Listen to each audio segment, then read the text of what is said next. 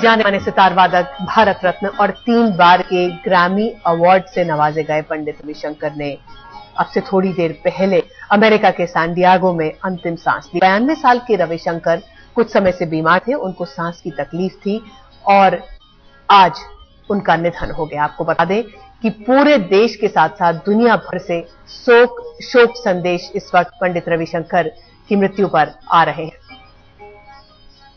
और ये शोक संदेश जिनका तांता लगा हुआ है पंडित जी की निधन की खबर सुनने के बाद से ही श्री रविशंकर का कहना है कि पंडित रविशंकर एक महान संगीतज्ञ थे। उन्होंने शास्त्रीय संगीत को नई ऊंचाइयां दी।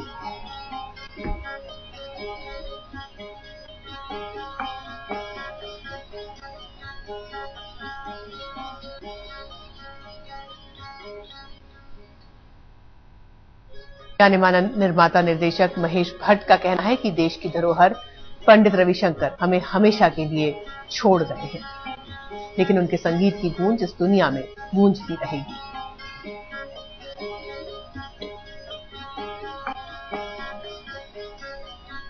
मिलिंद देवरा ने भी शोक व्यक्त किया है, खेद जताया है पंडित जी के जाने पर।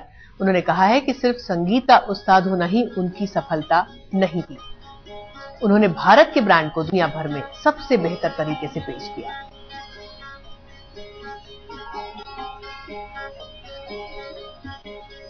और ये बात बिल्कुल सच है कि एक ऐसे टाइम पर जब हिंदुस्तान के बारे में लोग ज्यादा जानते नहीं थे, जब हिंदुस्तान में इस तरह की जो इकोनॉमिक रेवोल्यूशन है वो नहीं आया था, भारत एक ताकत के रूप में पहचाना नहीं जाता था, बहुत कम लोगों को जानकारी हुआ करती थी, तब हिंदुस्तान को उसके संगीत के जरिए पंडित रविशंकर ने ही पहचान दिलाई दुनिया भर में।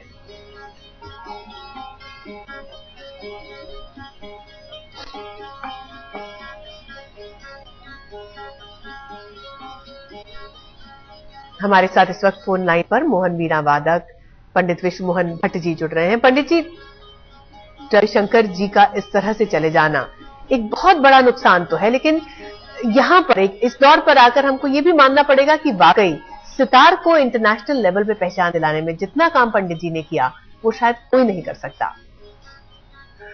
जी बिल्कुल, कोई नहीं कर सकता। आज जो मैं समझता हूँ कि भारतीय शास्त्रीय संगीत और भारत के लिए सबसे दुखद दिवस है, सबसे दुखद दिन है आज। इतनी बड़ी शख्सियत जो पूरी दुनिया में जिन्होंने भारतीय शास्त्रीय संगीत को इतना प्रचार और प्रसार दिलवाया और इज्जत दिलवाई, और कोई भी अवार्ड जो उनको मिला वो अवार्ड अपने आप को महसूस करता था कि वो खुद अवार्ड उनको मिला है।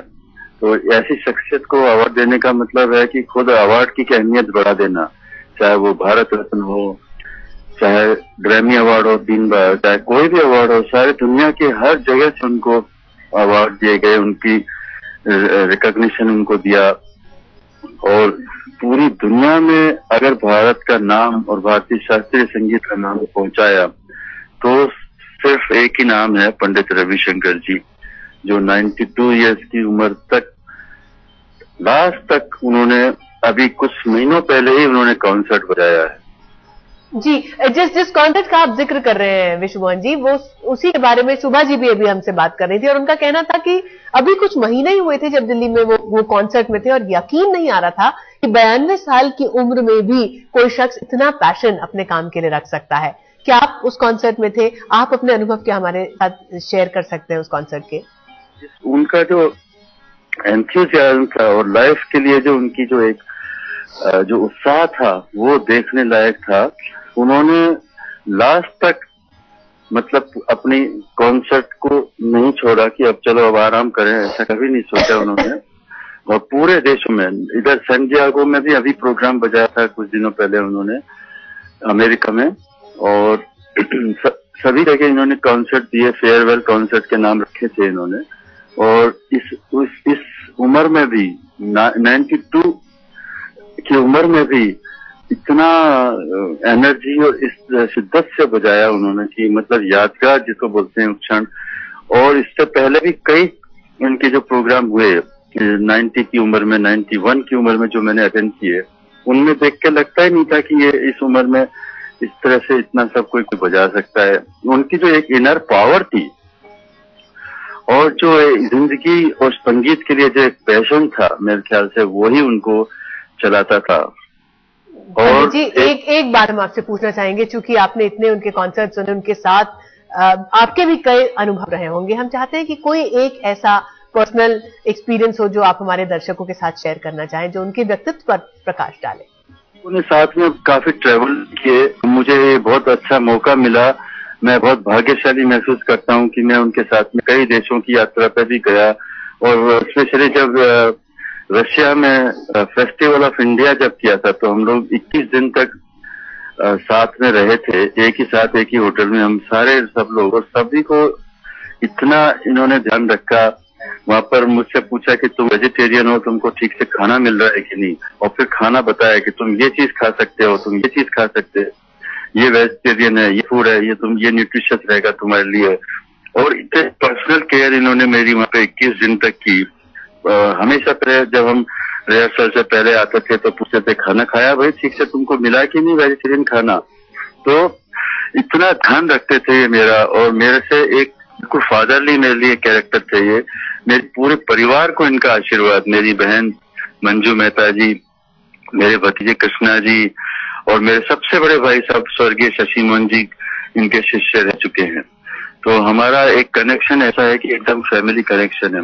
मैं एक बार जरूर आपको ये इसमें मेंशन करना चाहूंगा कि 92 उम्र तक, यहाँ तक इनको स्वस्थ रखने में उनकी सुकन्या जी जो है गुरु माँ हमारी, उनका सबसे बड़ा हाथ है। वो नहीं होती तो शायद 92 भी उम्र नहीं हो सकती थी इनकी। जी चलिए, बहुत बहुत धन्यवाद विश्व मोहन जी। हमारे साथ इस वक्त फोन लाइन पर पंडित जसराज जुड़ रहे हैं। पंडित जी, एक बहुत दुख का क्षण, और आप तो क्योंकि उनको इतना करीब से जानते थे, हम चाहेंगे कि आप अपने कुछ पर्सनल एक्सपीरियंस उनके साथ हमारे साथ शेयर करें, ताकि दर्शकों को उनके व्यक्तित्व की वो बातें पता चल सके जो वैसे देखने को नहीं मिलती हैं, पता नहीं आती है। जी, आज सच में संगीत जगत का सूरज अस्त हो गया। उनके बारे में जितना कहें उतना कम, जिसने पूरे भारत को इतनी जबरदस्त इज्जत दिलवाई, और सांगीतिक दृष्टि से तो भारत को जानना ही पंडित रविशंकर ने दिखाया कि क्या भारत का संगीत है, क्या भारत है। बहुत सारे जो अंग्रेज लोग जैसे ब्रिटिश वगैरह ये वो थे, उनके एकदम कदमों में गिरे रहते थे। भारत क्या चीज है, और आज तो ऐसा हुआ कि वो पूरा एक पर्व खत्म हो गया। एक पूरी पीढ़ी जो, जिसको हम कह सकते हैं कि पंडित रविशंकर जी, पंडित भीमसेन जोशी जी, उस्ताद विलायत खान, उस्ताद अल्लाह रखा साहब, बिस्मिल्लाह खान साहब, अली अकबर खान साहब, ये जो एक लाइनअप थी, इनके साथ ही पूरी खत्म हो गई। He was the last man. जी हाँ, जिस पीढ़ी की बात आप कर रहे हैं पंडित जी, वाकई शायद मतलब वो ऐसा लगता है कि वो पूरी एक पीढ़ी कहीं ना कहीं एक एक करके साथ छोड़ती जा रही है। आपने खासतौर पर उस्ताद अल्लाह रखा जी का नाम लिया, जो जुगलबंदी का कॉन्सेप्ट शुरू किया था पंडित रविशंकर ने उस्ताद अल्लाह रखा के साथ, वो एक बहुत ही नई चीज हुआ करती थी, और आज हम देखते हैं कि यही जुगलबंदी आगे भी चली आ रही है। तो आपको क्या लगता है कि ये जो जुगलबंदी खासतौर पर उनकी अल्लाह रखा साहब के साथ हुआ करती थी, वो देखने वालों को, सुनने वालों को वो मजा देती थी जिसका कंपैरिजन बहुत मुश्किल है? तो ये जो जुगलबंदी का तरीका तबले के साथ जो शुरू किया, जो पंडित रविशंकर जी की देन थी। कभी कोई गायक या वादक किसी ने ऐसी जुगलबंदी शुरू नहीं की थी कि तबले वाले के साथ तबला और सितार एक साथ एक ही स्टेज पे एक ही स्थिति में बैठ सकें। ये पंडित रविशंकर जी की देन थी। उन्होंने बताया कि तबला जो है इतनी उच्च कोटि की चीज है। वैसे कई चीजें उन्होंने मतलब स्थापित की म्यूजिक में। मैं क्या बताऊं, बहुत बड़ा भारत का एक बहुत बड़ा कलाकार, जिसको कलाकार क्या कहें, बहुत प्रकार से वो चीज ढूंढ रहे थे। एक सिर्फ म्यूजिक ही नहीं बल्कि उनको हर चीज का ज्ञान था। जी पंडित जी, वाकई कलाकार से ज्यादा अगर हम उनको संगीत का एक साधक कहें, तो शायद ही ज्यादा ठीक बैठेगा, लेकिन आपने वक्त निकाला आज तक से बात की, इसके लिए बहुत बहुत शुक्रिया आपका। हमारे साथ जाने माने गायक कैलाश खेर इस वक्त फोन लाइन पर जुड़ रहे हैं। कैलाश खेर ने काम भी किया है पंडित जी के साथ, एक कॉन्सर्ट हुआ था कैलाश जी आपका पंडित जी के साथ पहले में। आपने जब उनके साथ काम किया, कभी इस तरह की कोई भावना दिल में आई कि तो इतने बड़े कलाकार हैं, कभी डर लगा उनके साथ काम करने में या कभी झिझक महसूस हुई?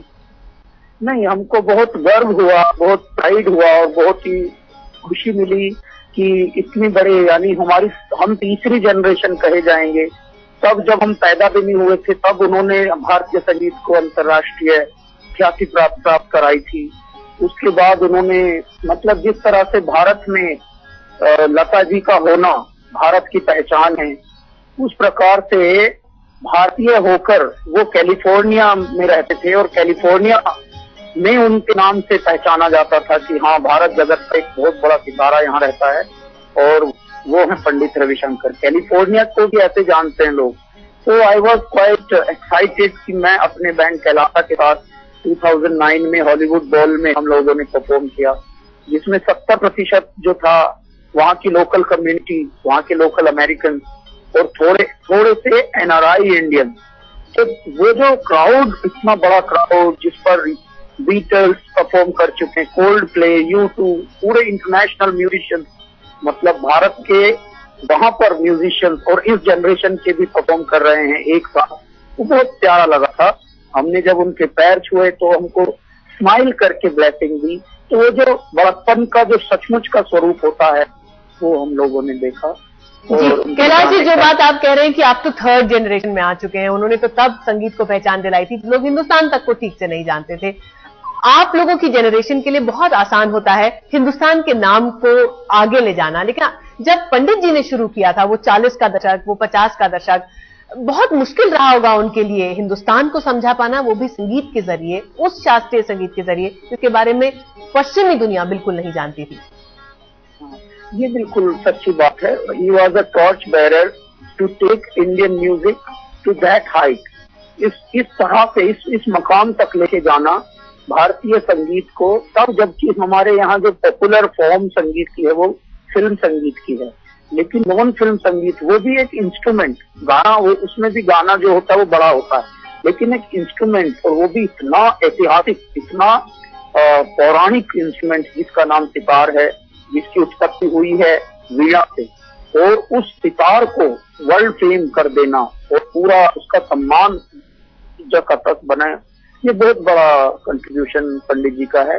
और जाना सभी को है एक दिन, परंतु मीनिंगफुल जिंदगी जब जी के कोई जाते हैं तो बहुत बड़ी प्रेरणा और मोटिवेशन इस जगह को देकर जाते हैं। जी, तो मैं उनके जाने पर परमात्मा से बहुत बहुत मेरी प्रार्थना है, अनुष्का के लिए, नोरा के लिए, जितने भी उनकी संतति अगली है, जितने भी उनके परिवार के लोग हैं, उन सब के लिए हमारी सहानुभूति है और प्रार्थना। जी धन्यवाद कैलाश जी, आज तक से बातचीत करने के लिए। कैलाश खेर जो बात कह रहे थे, वाकई वो एक प्रेरणा का स्रोत भी बने थे। पंडित रविशंकर ने जिस तरह से अपने बूते पर सितार को अंतर्राष्ट्रीय स्तर पर पहचान दिलाई, तमाम आने वाले संगीतकारों के लिए, आने वाली पीढ़ियों के लिए वो एक प्रेरणा का स्रोत भी बने।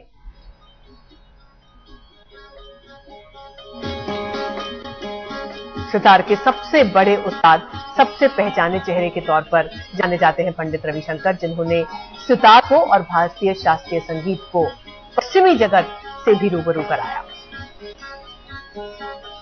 जाने माने नृतक उदय शंकर के भाई थे पंडित रविशंकर, और शुरुआत उन्होंने भी एक नृतक के ही तौर पर की थी, लेकिन पंडित जी को यह एहसास हुआ कि शायद उनका ज्यादा रुझान सितार की तरफ है। हमारे साथ इस वक्त बॉलीवुड के जाने माने म्यूजिक कंपोजर वफी लाहिरी भी फोन लाइन पर जुड़ चुके हैं। फिदा, एक बहुत दुखद पल है ये भारतीय संगीत के लिए, खासतौर पर शास्त्रीय संगीत के लिए। देखिए, मेरा कोई भाषा नहीं है। आज का जो न्यूज है इतना दुखद है संगीत के लिए। आज पंडित जी के लिए कोई लीजेंड शब्द भी है। पंडित जी एक चैप्टर थे संगीत का, पंडित जी एक संगीत का नक्षत्र थे। जो आज हमारा बीच में नहीं है। इसके लिए मैं संगीत जगत से मैं एक ही कहना चाहता हूँ कि जो कितना बड़ा लॉस हुआ, मेरा कोई भाषा नहीं है। जी, बप्पीदा सितार को एक पहचान जो उन्होंने दिलाई, खासतौर पर वेस्ट में अगर हम पश्चिम की बात करें, वो एक बहुत बड़ा कंट्रीब्यूशन था। और सबसे बड़ा शायद उनका जो चीज थी पंडित रविशंकर की, कि वो कभी भी एक्सपेरिमेंट करने से ना तो डरे ना पीछे हटे। इसीलिए उनका जॉर्ज हैरिसन के साथ भी कोलैबोरेशन हो गया, वो किसी वायलिनिस्ट के साथ भी जाकर परफॉर्म कर लेते थे, और शायद इसी से संगीत को उनके नई नई ध्वनियां मिलती थी। डेफिनेटली देखिए, आज पंडित जी सितार तो भगवान का एक आशीर्वाद, क्या बोलोगे, खुद ही एक भगवान ही थे सितार संगीत जगत में। लेकिन मैं एक ही बात कहना चाहता हूँ, जब सत्यजीत रे का पिक्चर था पौथे पांचाली, उस पे जब उन्होंने संगीत दिया है काबली वाला, इतना बड़े बड़े इंटरनेशनल फिल्म में, प्लस जॉर्ज हैरिसन जब उनका सितार सुन के उनको एज ए गुरु माना था। और आज पूरे भारतीय संगीत को आज अंतर्जातिक ले जाने के लिए एक ही है। I know because I am also travelling all over the world, international अगर वर्ल्ड म्यूजिक का कोई है, दैट वाज पंडित रविशंकर। बहुत दुख हो रहा है कि मैं बोल रहा हूँ कि आज पंडित जी नहीं है। बस एक सचमुच दुनिया में कुछ ये हो गया। अभी कुछ अरसे पहले मैं अमेरिका गया था, तो एलए में था, वहां से 1.5 घंटे की दूरी पे सैन डिएगो है। तो हमारी शिष्या ने पूछा शाश्वती ने कि पंडित जी हम मिलने आ जाए, तो कहने लगे नहीं, थोड़ी सी तबीयत मेरी नासाज है, फिर बाद में आना।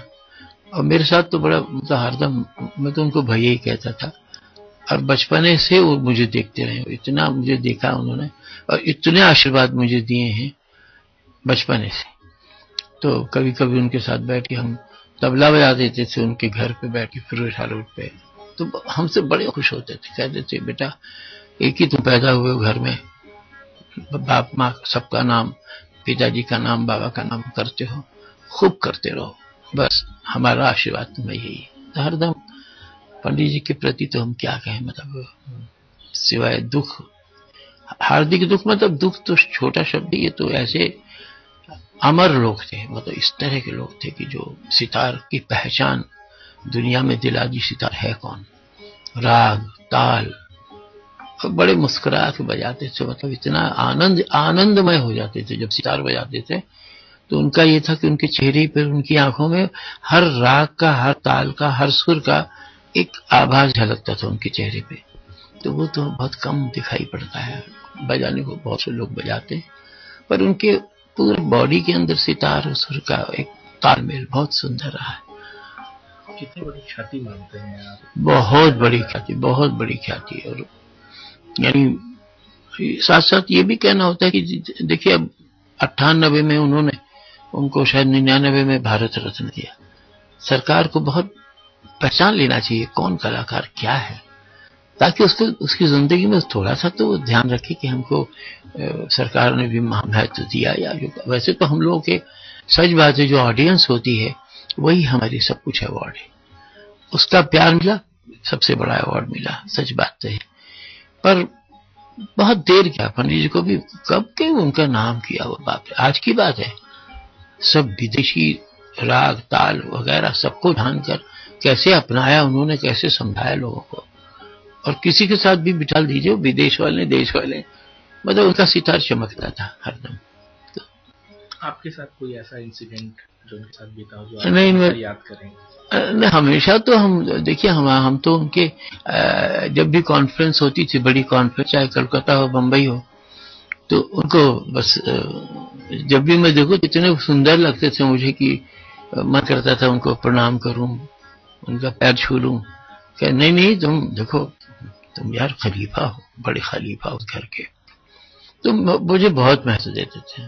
प्रधानमंत्री मनमोहन सिंह ने लिखा है कि पंडित रविशंकर के निधन के साथ ही एक युग का अंत हो गया है। वो राष्ट्र की धरोहर थे, वो भारत की संस्कृति के वैश्विक राजदूत थे।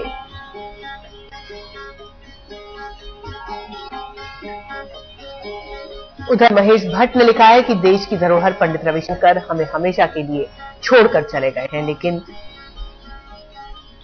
उनके संगीत की गूंज इस दुनिया में हमेशा हमेशा गूंजती रहेगी।